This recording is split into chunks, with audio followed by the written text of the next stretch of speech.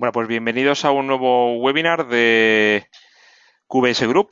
Ya sabéis que hoy vamos a hablar de acelerar el ciclo de ventas para ser más rentable y tenemos con nosotros a Joan Carles Colet, que es director de QBS y One Biz Ibérica. Hola, Joan Carles, ¿qué tal? Hola, muy buenos días, Daniel, y gracias por dejarnos hacer este webinar y gracias a todos los asistentes por asistir. Espero que sea provechoso. Muy bien, pues estamos viendo tu pantalla, te estamos viendo así a ti, así que cuando quieras, Juan Carlos, todo tuyo. Muy bien. Bueno, me presento rápidamente. Soy Joan Carles Colet, director de QBS y OneBiz en España. Formamos parte de un grupo que estamos en 14 países y nuestro objetivo es ser el sparring partner de los Microsoft Dynamics partners que colaboran con nosotros para que crezcan más rápidamente que la media. Tenéis mi perfil en LinkedIn y, bueno, al final estaremos abiertos a preguntas. El webinar está diseñado para compartir tópicos y tips básicos y algunas reflexiones en cómo acelerar el ciclo de ventas para ser más rentables en este mundo cambiante. La agenda va a ir enfocada o la he diseñado explicando primero lo que son los cambios en el proceso de compra, en cómo en nuestras empresas tenemos que afrontar este nuevo paradigma, porque es un paradigma, es decir, un paradigma es una situación que no va a cambiar hasta un próximo cambio. Está aquí para quedarse. Y compartir unas conclusiones y un pequeño call to action que pienso que podríais tener en cuenta.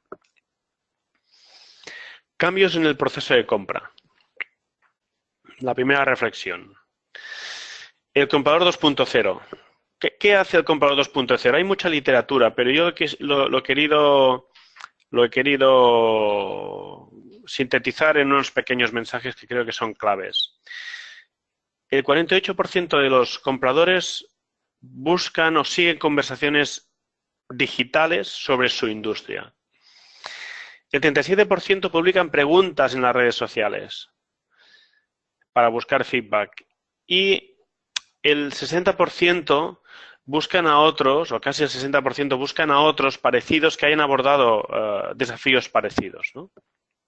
Implantaciones de RP, implantaciones de CRM, mejoras en sus procesos, es decir, quieren referencias. Y antes de que un proveedor participe en este proceso de compra, el 57% de los compradores han realizado ya esa parte del proceso. Es decir, y han consultado más de 10 fuentes. Es decir, que cuando nosotros interactuamos con ellos, ellos tienen muchísima información y tienen una imagen mental de si les podemos ayudar o no y cómo. Esto es muy importante. Si nos centramos en el mercado Microsoft Dynamics, el 81% de los potenciales nuevos clientes inician la búsqueda online. Y el 73% de estos potenciales clientes evalúan Dynamics porque es una solución Microsoft. Y este es un mensaje muy importante porque los que estamos en el mundo de Microsoft a veces no le damos suficiente valor a este mensaje. Microsoft es la única fabricante hoy en día que puede dar una plataforma de productividad completa a la empresa. RP y CRM integrados, con un conector integrado, con Office y Office 365 integrado, en Azure, es decir, en el cloud integrado, y con dentro de Office 365 todas las plataformas de productividad, como puede ser Skype, como puede ser compartición de documentos con SharePoint. Esto es muy importante que lo tengamos en cuenta a la hora de generar nuestro discurso y nuestra aproximación. Y el 54% de los potenciales nuevos clientes de RP y CRM buscan soluciones juntas. ¿Por qué? Posiblemente porque se han equivocado en el pasado. Algunos cambios más que quería compartir con vosotros. En lo que es la parte de captación de leads, los prospects quieren el control de la experiencia. Quieren conservar el anonimato el máximo tiempo posible. Recordar que han consultado más de 10 fuentes anteriormente a que nos contacten con nosotros. En general son alérgicos, y cuando digo alérgicos lo digo con mucho cariño a la relación con los comerciales y les cuesta definirse en el band típico, ¿no? Y sobre todo tiene una respuesta muy limitada al inbound marketing, al telemarketing y a los emails, si no están en el proceso real de compra. Recibimos muchos mails al día y un dato relevante es que el 95% de los vídeos de YouTube se ven en menos de 60 segundos, con lo cual consumimos mucha información, pero si no está bien diseñada, si no está bien pensada al inicio del mensaje, es muy posible que esa información no llegue al cliente. Y después hay una falta de confianza en los vendedores.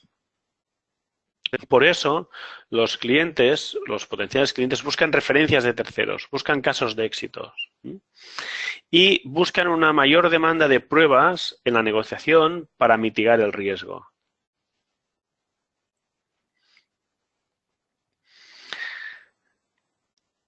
En cuanto a las ventas y las demos, los ciclos de ventas se convierten en más cortos. La comunicación es más transaccional, es más estratégica que transaccional. Es decir, hablamos menos de funcionalidad y hablamos de cómo podemos resolver sus problemas. No tenemos que hablar de soluciones, porque el cliente quiere que él hablar de sus problemas, no en qué solución me lo vas a resolver. Y tenemos que cambiar los mensajes y poner foco en el valor al negocio, no en las funcionalidades. En este entorno, recordar que el comercial es una figura que tiene cierto descrédito, el ser agresivos puede ser contraproducente en ciertas fases de la venta. Tenemos que revisar cómo hacemos las demos, cortas y focalizadas, y el proceso de ventas tiene que ser estructurado y medible. Fijaros en el funnel que he dibujado, en el proceso que he dibujado en la derecha, hay una parte muy importante de la parte de marketing. Es decir, hasta la parte de sales, la parte de marketing ocupa más del 50 al 60% de todo el proceso. Es muy importante que tengáis en cuenta esta imagen y que hay una primera cualificación de marketing muy importante para no aportar leads a ventas que realmente no son leads. ¿Cómo afrontar este nuevo paradigma? En la generación de demanda, yo recomendaría que os hicierais algunas preguntas que he intentado plasmar ahí resumidamente, ¿no? ¿Tienes una estrategia digital de generación de demanda? ¿Tienes una estrategia digital de generación de demanda realmente? ¿O tienes acciones inconexas? ¿Tienes una buena web? ¿Está actualizada? ¿Tiene contenido sectorial del que tú tienes conocimiento? ¿Su web convierte de visitas a leads? Es decir, es importante saber cuántas visitas tiene tu web, pero también saber que tienes que conseguir que te dejen sus datos para contactarlos. Generas contenido sectorial de forma cíclica y tienes suficientes visitas. Esto engloba, al final, la primera pregunta, ¿no? Si tienes una adecuada estrategia digital de generación de demanda. Y otra pregunta importante es si la inversión de generación de demanda es proporcional a la de su equipo comercial. Es importante que si tenemos en cuenta el funnel de todo el proceso de marketing y comercial, que sea proporcional a la importancia que tiene el marketing en el nuevo escenario. No puede ser que tengamos 3 comerciales y no tengamos ninguna persona de marketing. Y que aunque tengamos esa persona de marketing no tenga un presupuesto adecuado a ese volumen de ventas. Eso lo trabajamos muy a fondo con nuestros partners y ellos conocen los ratios y conocen cómo ir al detalle en ese punto. El proceso comercial. Tenemos que tener en cuenta que el comprador ya tiene una idea clara del valor que le podemos aportar y cómo nos identifica. Por lo tanto, cuando interactuamos con él en el proceso comercial, tenemos que hacer preguntas para saber si lo que ha entendido es lo que nosotros queríamos que entendiera en el entorno digital. Hay que hacerles preguntas de segundo y de tercer nivel, preguntas abiertas. Y descubrir cuáles son sus necesidades reales y cuantificarlas. Utilizando correctamente preguntas abiertas y de segundo y tercer nivel, sabremos si hay más necesidades de las que realmente él nos aporta y después en ese proceso tenemos que trabajar para intentar cuantificar qué impacto en el negocio tiene esos pains, esas necesidades que tiene el cliente o que nos expresa el cliente. Y desde un punto de vista comercial, ¿tiene un proceso comercial claro y definido por escrito? ¿Quién hace qué? ¿En qué momento? ¿Cuál es el criterio para pasar un lead de marketing a ventas? ¿Cuál es el criterio por el que una vez pasado ese lead, ventas lo devuelve a marketing? Revise y mida los tiempos y los ratios de éxito en cada fase. Ahí es donde se van, ahí es donde se ganan o se pierden las operaciones, revisando ese proceso continuamente. Y después una reflexión, ¿el BAN que nos expresa el cliente real? Es una buena pregunta. Verifíquelo con su comercial, verifíquelo con el cliente. Gestione las presentaciones comerciales y las demos. ¿Cuándo se tienen que hacer? ¿Cómo? ¿Por qué? Y llegue a acuerdo con el cliente en el momento del cierre. Controle los detalles, porque en el cierre se pueden escapar 2, 3, 4, 5 puntos que a lo mejor no era necesario. Y si usted los tiene que ceder, cédalos a cambio de algo, no a cambio de nada.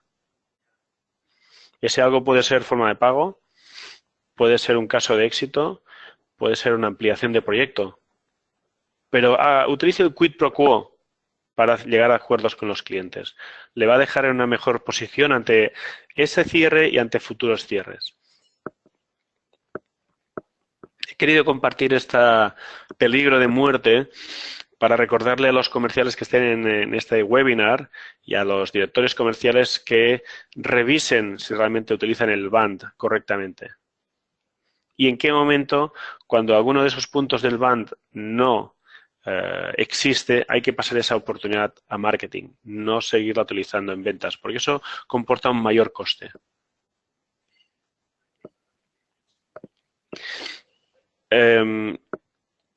Está ahí en el camino, es lo que estábamos comentando antes.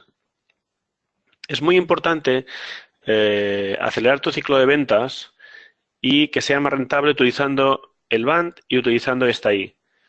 Si no es una oportunidad activa, hay que devolverla a marketing. Y si en marketing vuelven a detectar que esa oportunidad realmente tiene el BAND activo, hay que enviarlo a ventas otra vez. ¿Cómo se hace? Eso lo trabajamos uno a uno con nuestros partners a través de seminarios, a través de formaciones y a través de coaching uno a uno. Dentro del proceso comercial quería pararme en las ventas y las demos. Recuerde que posiblemente el cliente ya habrá visto demos enlatadas o webinars como este y los habrá visto de nuestra web, de nuestros consultores, de nuestro producto o de otros. Por lo tanto, es muy posible que haya que hacer una demo para explicar aquellos puntos que no hayamos tenido suficiente tiempo de colgarlos en nuestro entorno digital. Pero hay que prepararla bien. ¿A quién se hace? ¿Por qué se hace? ¿Qué contenido hay que enseñar en esa demo? ¿Y con qué objetivo ese contenido hay que enseñarlo?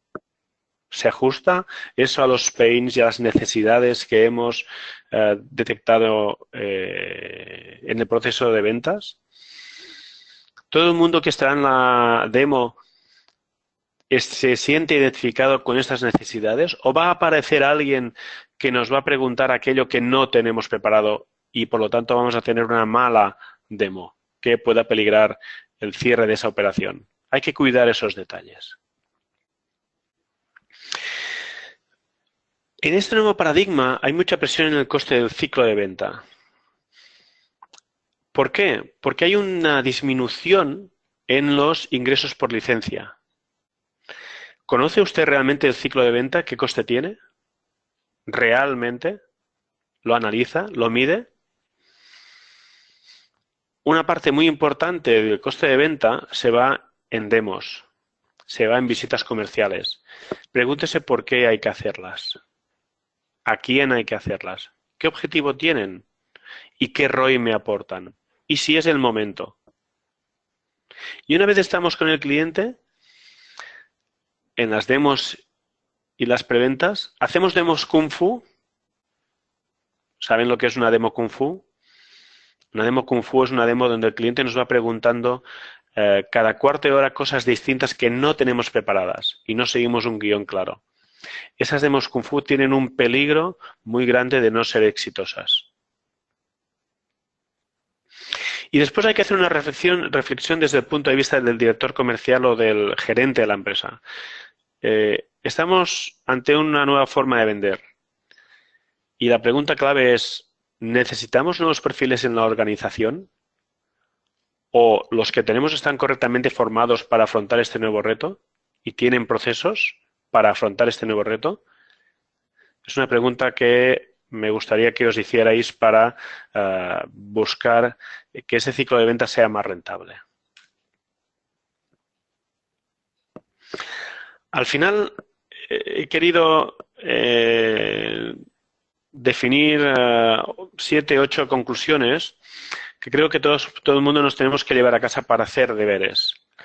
Y la primera es que el cliente potencial es un buscador digital y oculto. Solo se descubre cuando quiere.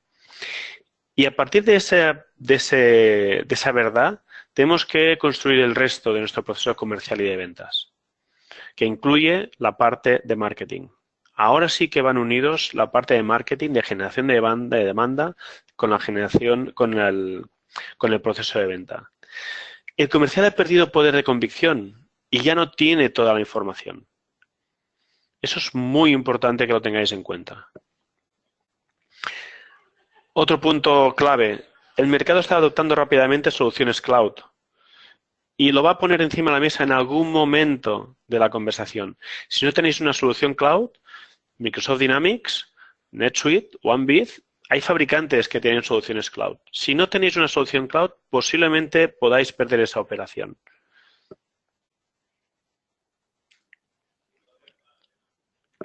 Y después algunas reflexiones ya más estratégicas, ¿no? Piensa dónde quiere estar este partner en 3 años o en 5 años, cuando haya muchos menos proyectos de servicios.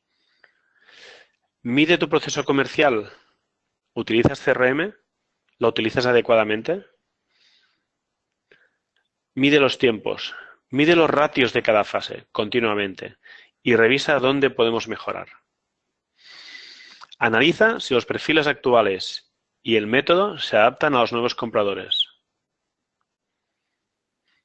En las demos y en las preventas, ¿tienes prácticas buenas de ventas? Yo te recomiendo que revises y que busques material del Demo to Win o que asistas a una formación nuestra de Demo to Win. Seguro que hay pequeños detalles que puedes aplicar en tus demos para que sean demos ganadoras. Piensa en el nuevo comprador. Revisa todo lo que el cliente potencial puede descubrir de usted, de su partner, de sus consultores, de sus vendedores en Internet, antes de que él lo descubra. Si hay algún mensaje que no está alineado con lo que usted quiere enseñar al mercado, con su valor añadido, posiblemente pierda puntos ante otros competidores. Revise sus entregables. ¿Cómo entrega la oferta? ¿Cómo es la documentación? ¿Cómo es la comunicación? Esos tiempos, esos mails, esas ofertas muy gordas, ¿no? Muy grandes, muy densas. El comprador quiere cada vez más mensajes directos, claros, enfocados a sus problemas y cómo le vamos a resolver sus problemas cuantificados. Eso es lo que hoy en día está pidiendo el comprador y lo agradece. Call to action. QBS Group trabaja con más de 250 partners en el canal Microsoft Dynamics en Europa, más de la mitad, y estamos creciendo más que el canal estándar de Microsoft Dynamics. ¿Por qué? Porque continuamente compartimos este material con nuestros partners y porque montamos formaciones y porque hacemos coaching para revisar estos procesos, para ayudarlos a entender y en cada sector, en cada zona, con cada producto, optimizar al máximo estos procesos. Os he dejado mi contacto. Podéis llamar o podéis escribir un mail. Y os he dejado algunas webs donde hay material, algún material de cómo lo hacemos. Y si entráis, os recomiendo también que si entráis en el web de cubiasgroup.com, en el blog, ahí también hay material interesante para haceros reflexionar y quizá no sea el material suficiente para entrar al detalle en cómo hacer esta transformación para conseguir acelerar tu ciclo de ventas y ser más rentable, pero sí que te puede dar los highlights, los principales para hacer el cambio. Y, por supuesto, si necesitas más información o necesitas entrar al detalle, tanto mi equipo como yo estamos dispuestos a ayudarte. Bueno, he intentado centrar mucho el mensaje en ese proceso. Tenía previsto una duración de media hora, al final han sido 25 minutos. Espero que haya sido provechoso. Y creo que ahora, Daniel, hay un turno de ruegos y preguntas al cual estoy abierto a entrar al detalle o compartir, ¿no?, experiencias con los asistentes. Sí, efectivamente, Joan Carlos, muchas gracias por tu exposición. Pasamos a, bueno, pues a un poco a la mesa redonda alrededor de lo que ha comentado Juan Carlos, que me parece muy importante. Recordaros que podéis participar directamente levantando la mano, accionando el botoncito que pone levantar la mano, que aparece en el panel de control, y yo os abriré el micrófono. También podéis plantear vuestras dudas y preguntas directamente en el chat y, bueno, pues la trasladaremos a Joan Carlos y lo discutiremos. A ver, aquí Olga tiene la mano levantada. Olga, te abro el micro. Ahí está. Hola, Olga. Hola Daniel, hola Joan Carlos. No, es que ha habido un momento que me he quedado sin sonido. No sé si me ha pasado solo a mí o ha pasado en general a todos los asistentes. Pues no me La han... parte final me he quedado, en el momento que he levantado la mano era porque ha habido un corte en el sonido para comentar este tema. Vale, pues yo no he notado nada, no me han dicho nada. Si alguno habéis tenido algún problema con el sonido, lo comentáis. Vale, gracias Daniel. Ok. Bueno, pues entonces, a ver, Joan Carlos, a partir de lo que has dicho, hay una cosa que no has mencionado, creo, ¿vale? Que es el tema de las redes sociales. Las redes sociales, desde tu punto de vista, ¿son importantes para el tipo de partner con el que estamos hablando? ¿O es más prioritario quizá otro tipo de acciones, por ejemplo, como el contenido, ¿no?, al que has mencionado? Sí, las redes sociales son una buena herramienta para compartir. ¿Pero qué hay que compartir? Si no hay contenido, no es necesario que estemos en las redes sociales. Es decir, por eso no lo he puesto en ese punto, porque he visto casos de que se han dedicado esfuerzos y dineros en montar páginas de Facebook o en montar grupos de LinkedIn. Y, por ejemplo, por citar dos herramientas, ¿no? Y después vamos a hacer las consultorías y vamos a hacer los apoyos a los partners y vemos que, pues eso, que la última actualización es de hace 3 meses y, claro, eso es contraproducente. Eso es contraproducente. Yo os he puesto el ejemplo del blog de Cubias Group porque ahí veréis la asiduidad con la que compartimos contenidos. Ahí hay discusiones ya mucho más técnicas, pero las redes sociales sí, pero antes hay que construir contenido. ¿Y ese contenido dónde tiene que estar preferentemente? ¿En la web o en el entorno digital donde nos sintamos más cómodos, por ejemplo, con partners como RPSpay, ¿no? En la parte de agradecer, en la parte de facilitar la difusión del contenido. Pero lo principal es tener contenido. Eso es lo principal. Y después, las redes sociales son una forma de divulgarlo. Estoy de acuerdo. Bueno, me comentan que no ha habido problemas de sonido, gracias. Para la realización de ese contenido, ¿vosotros en qué forma ayudáis? Porque efectivamente nosotros, bueno, básicamente nos dedicamos a la generación de contenido y efectivamente vemos que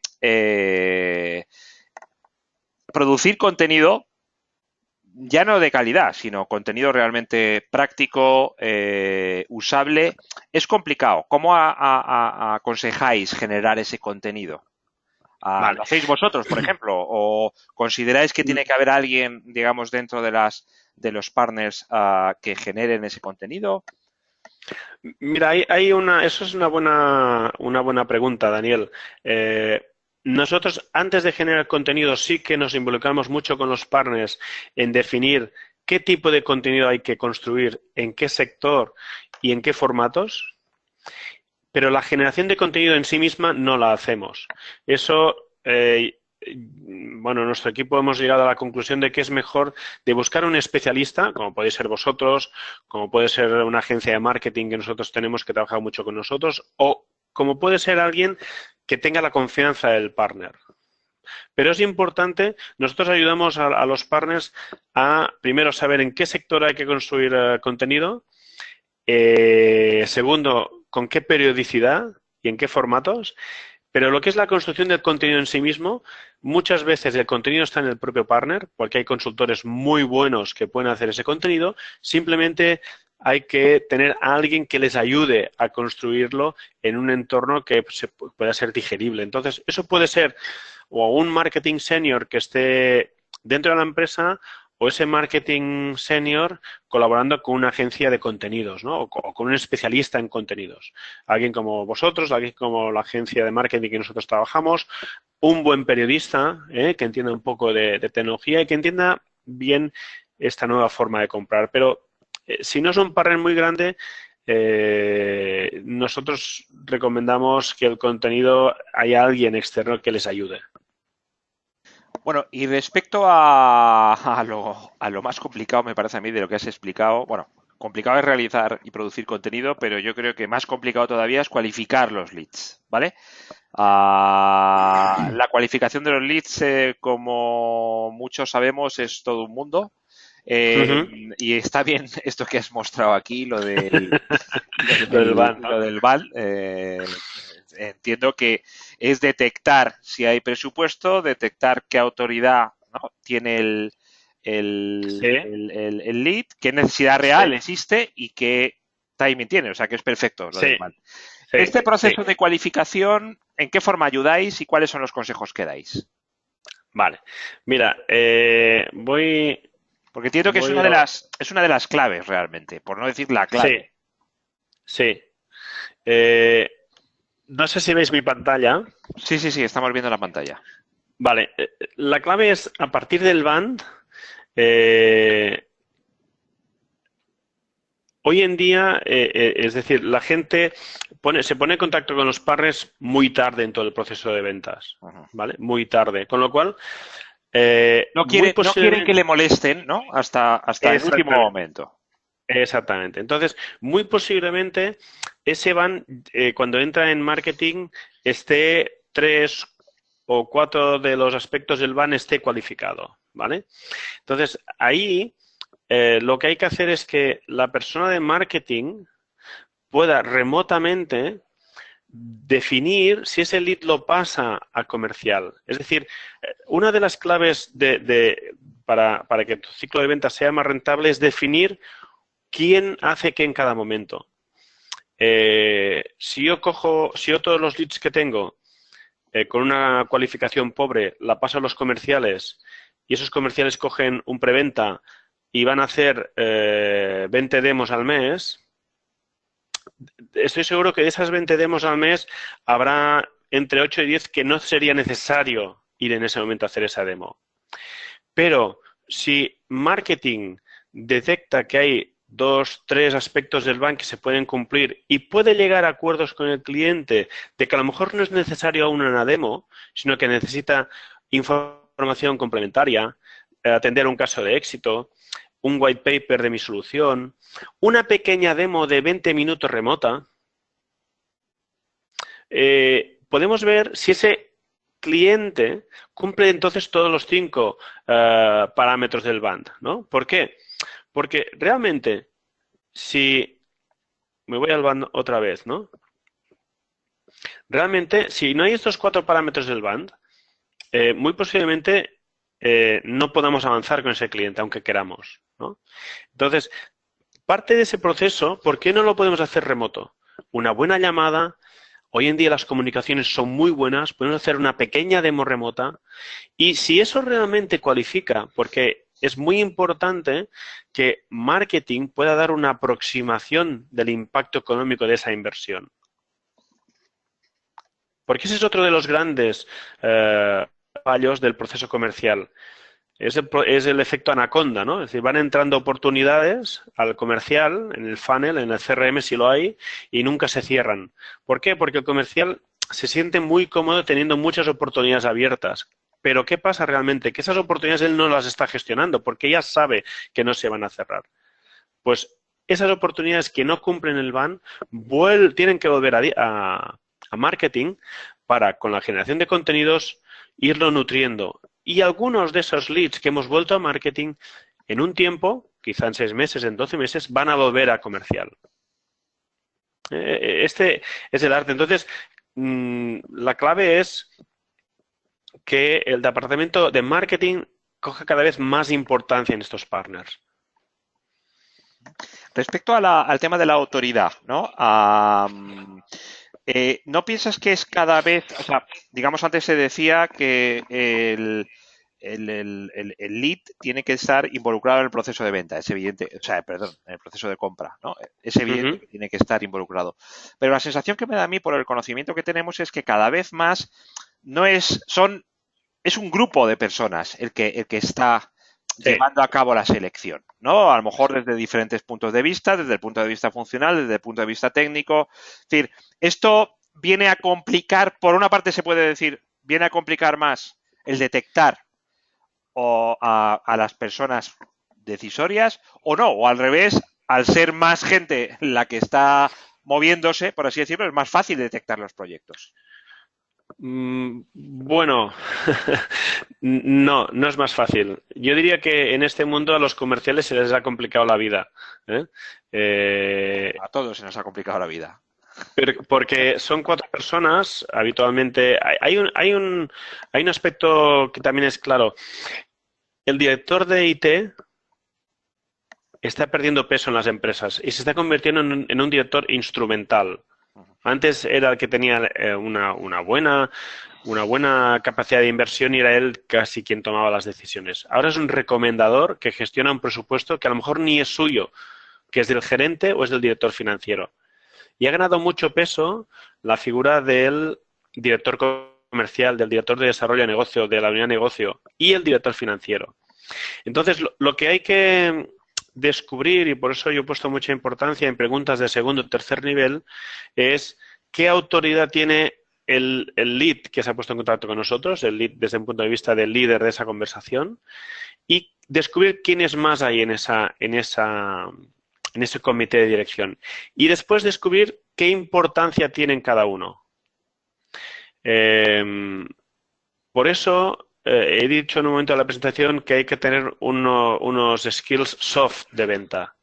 No es tan importante decirle si me vas a comprar este mes como quién va a estar en el proceso de toma de decisiones, qué le importa a cada uno y cuánto vale lo que le importa a cada uno. Porque a partir de esa información podremos tomar decisiones o podemos saber si ese timing que nos está dando es correcto o no. Os voy a poner un ejemplo, ¿no?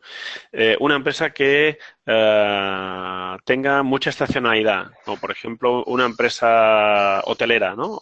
O por ejemplo una empresa de bebidas o una empresa de alimentación que factura mucho en diciembre. Aunque el director de informática nos diga de que quieren tomar la decisión en diciembre para empezar en enero, posiblemente sea un deseo, pero es una realidad que es muy difícil de cumplir, porque si ellos el 70 al 80% de su facturación, voy a poner el caso de polvorones, ¿no? Una empresa de polvorones, ellos tienen que tener fabricado todo el material en septiembre para distribuirlo en el último trimestre del año. Eso quiere decir que de junio o de mayo, junio a septiembre, posiblemente no tengan capacidad para tomar decisiones y para invertir, ¿no? ¿Su timing cuál es? Su timing es en el primer semestre del año natural. Esas cosas hay que tenerlas en cuenta, porque si no estamos dedicando mucho tiempo a oportunidades que realmente no están en nuestro timing de cierre deseado. En cualquier forma, la cualificación, o sea, la carga de la cualificación principal la lleva el departamento de marketing. Nunca pasar, lo que estás dejando muy claro es no quemar, por así decirlo, a los comerciales. Exactamente. Con leads que no están suficientemente cualificados, ¿no? Esa es otra de las cosas que yo decía, es decir, el director comercial, el director financiero, el gerente tiene que controlar, tiene que saber el coste de venta. ¿Cuánto nos cuesta una hora de vendedor más el preventa? ¿Y cuánto nos cuesta una hora de marketing? ¿Y cuánto nos cuesta 2 horas de desplazamiento con 2 horas de demo si realmente esa demo no se tenía que haber hecho en ese momento? Eso es lo que yo estoy diciendo, porque ese tiempo ya no lo podemos volver a recuperar y lo que hay que hacer seguramente es construir bien esa parte de contenido, ¿no? Esa parte estratégica que yo decía al principio es, ¿tienes una estrategia de generación de demanda digital o tienes algunas acciones inconexas?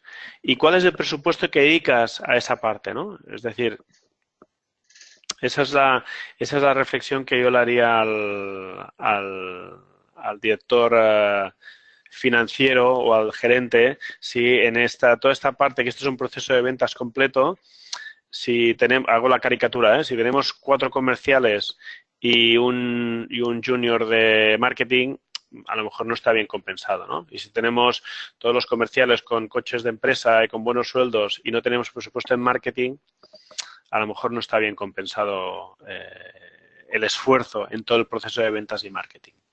Esa cualificación, esos responsables de cualificación que efectivamente en muchas ocasiones quizá no tengan precisamente la cualificación necesaria, ¿cuál es la recomendación que hacéis también? Es decir, ¿quién tiene que ser? Pues ¿tiene que ser a lo mejor gente que venga de ventas directamente, precisamente con experiencia? Porque si realmente queremos cualificar, a lo mejor lo que necesitamos es a vendedores con experiencia que ayuden en la parte de cualificación. Nuestra experiencia es que la persona que cualifica tiene que ser una persona que entienda todo el proceso y que tenga conocimientos suficientes para encauzar ese proceso. Es decir, yo creo más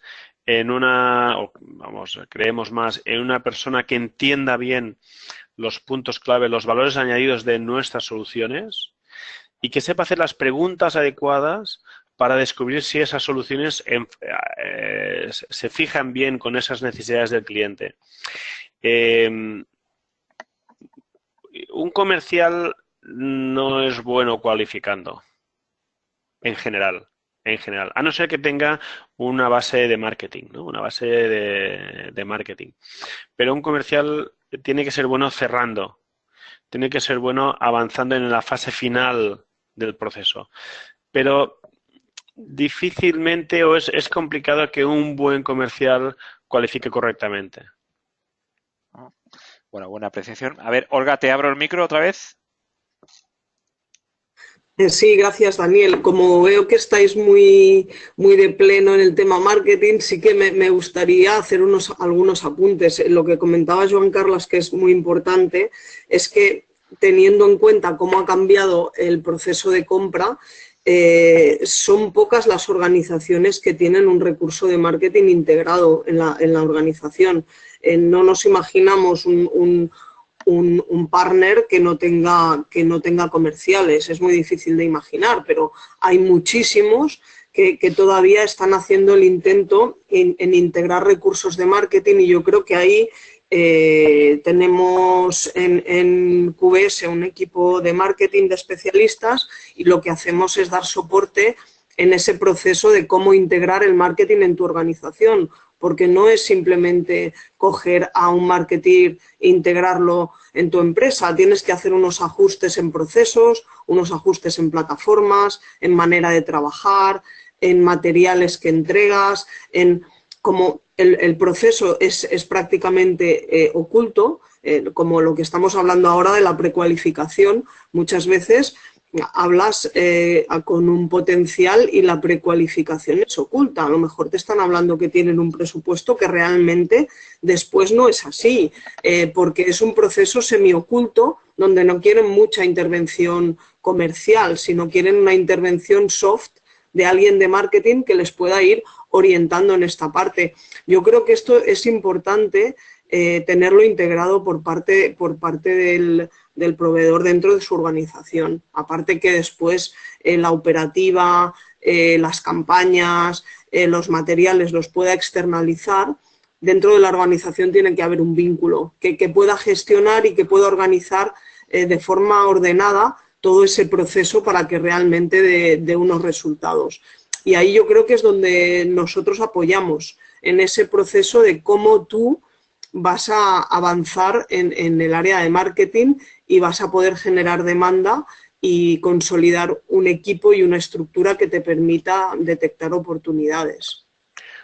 Hay una frase que nosotros decimos en muchas de las conversaciones que tenemos en el trabajo que hacemos con nuestros partners y se soporta en esta slide que os comparto. Es decir, si el 57% de las compras B2B muchas veces están realizadas o están realizadas mentalmente antes de que se pongan en contacto con un partner, ese dato es proporcional al presupuesto y a la gente que tenga en marketing versus ventas. Es una pregunta que hacemos muchas veces, ¿no? Oye, si realmente los compradores buscan en oculto, los compradores tendrán una imagen nuestra de lo que vean en el mundo digital.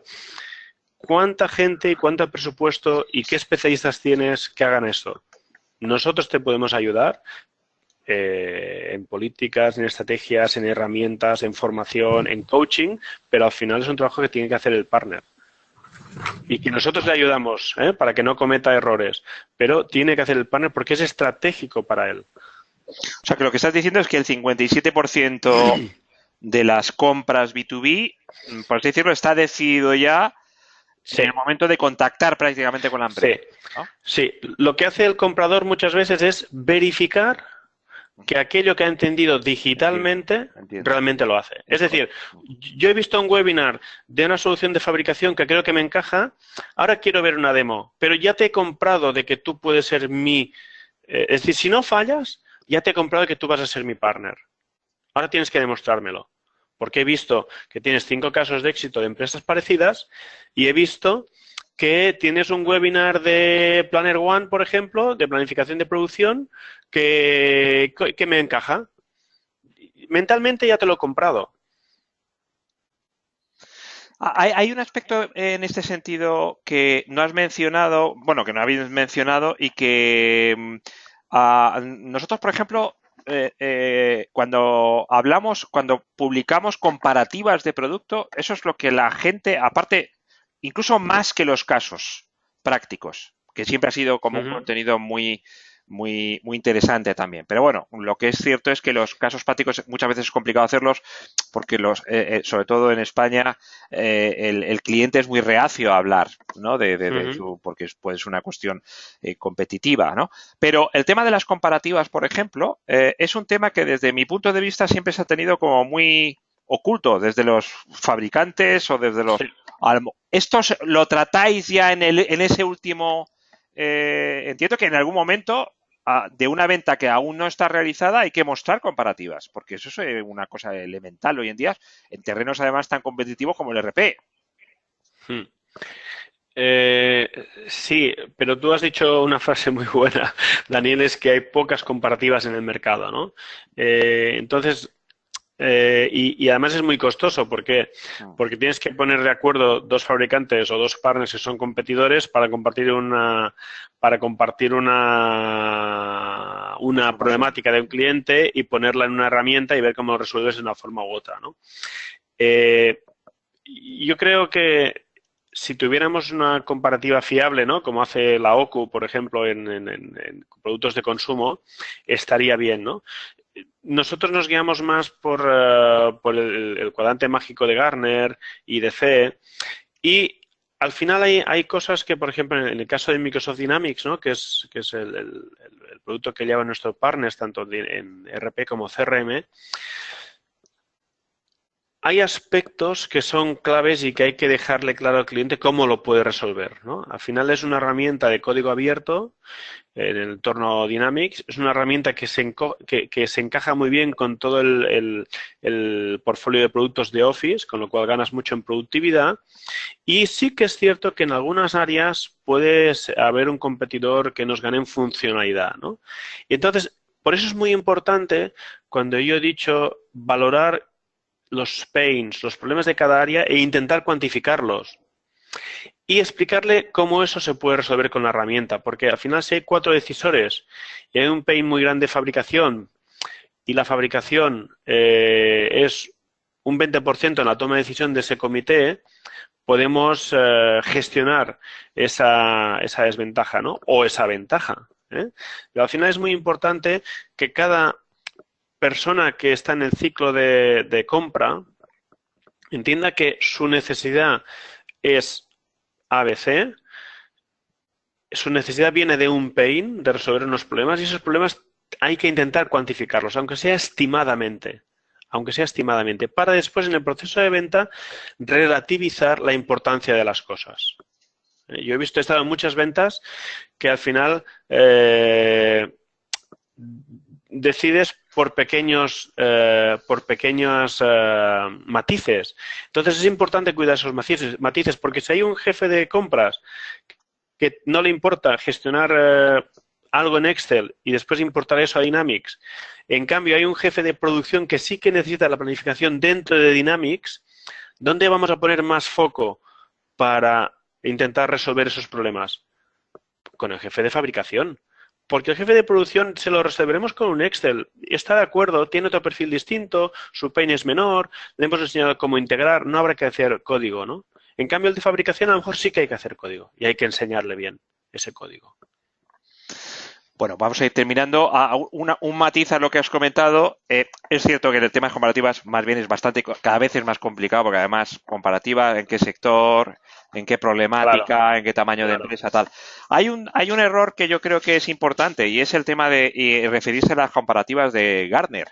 Desde mi punto de vista, Gartner son comparativas para mega empresas de tamaño americano. ¿Vale? Ese es el enfoque que es verdad que tienen, incluso cuando hablan de comparativas para empresas de tamaño medio, todavía estamos hablando de un tamaño y de un tipo de empresa, desde mi punto de vista, ¿vale?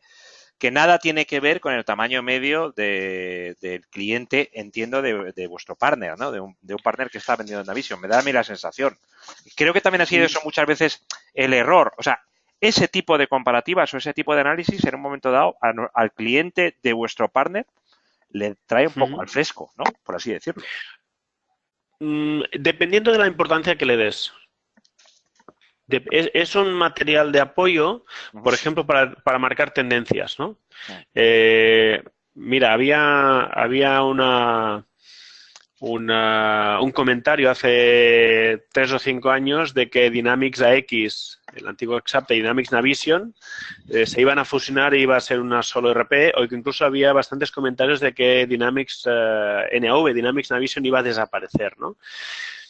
Claro, si tú coges los últimos 3 cuadrantes mágicos de Gartner y ves que Dynamics NV se está posicionando cada vez mejor y que está en la parte de los líderes y de los emprendedores, ¿por qué? Porque han sabido integrar toda la potencia de Microsoft Dynamics, de Microsoft Office al lado, eso, ¿cómo hay que transmitirlo al cliente final? Decirle, mire, Microsoft apuesta por 2 soluciones, por 3, pero una está en Estados Unidos. En Europa apuesta por AX y por NAV. Y fíjese usted cómo esto está creciendo. Entonces, esto le da a usted una garantía de que va a proteger su inversión, ¿no? Porque vamos a seguir evolucionando, ¿no? Y después ya entraremos en detalle en la funcionalidad. Pero es más una conversación de tranquilidad ante partners locales o partners con productos emergentes que no sabemos cuál es su roadmap de producto ni su capacidad de inversión, ¿no? O su apuesta por el cloud. Yo creo que va más en ese sentido. Y después hay un concepto que a mí me gustaría matizarte, Daniel. Una empresa de 20 empleados tiene que ser más eficiente y tiene que tener mejores herramientas que una de 250. porque lucha contra su tamaño.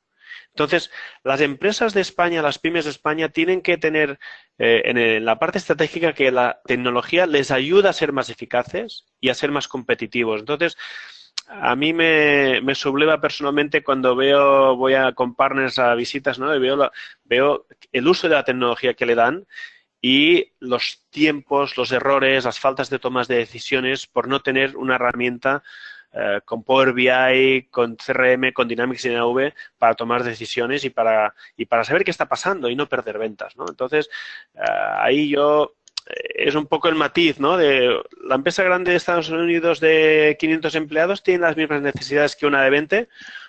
Posiblemente hay aspectos que no, pero en general sí. En general sí.